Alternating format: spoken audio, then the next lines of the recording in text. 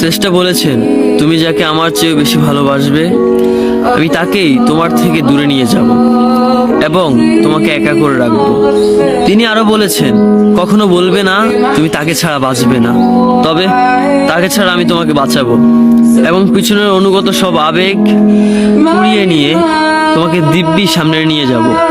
তুমি কি দেখো না, ঋতুরাও বদলে থাকে, ছায়া দেয় যে গাছটা শুকিয়ে গেছে। তোমাদের ধৈর্য হারিয়ে যায়, কিন্তু তোমার শ্রেষ্ঠা ধৈর্যশীল এবং পরম দয়ালু।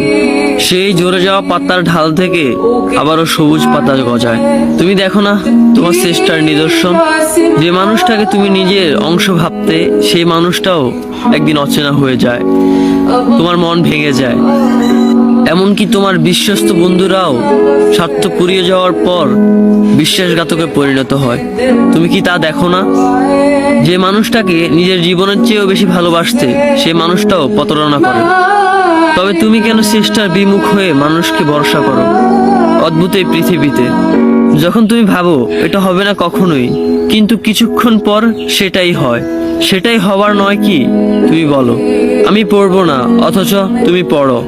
তুমি বলো আমি বিরক্ত হব না, অথচ রোজ তুমি বিরক্ত হও। এবং সবচেয়ে বিচিত্র বিষয় হলো তুমি বলতে থাকো আমি মরে গেছি, অথচ তুমি বাঁচো। তোমার চেষ্টা তোমাকে বাঁচায়, তোমার চেষ্টা তোমাকে বাঁচিয়ে রাখে। তো শুকরিয়া আদায় করো তোমার সেই সৃষ্টিকর্তা মহান রব্বুল আলামিনের উপর।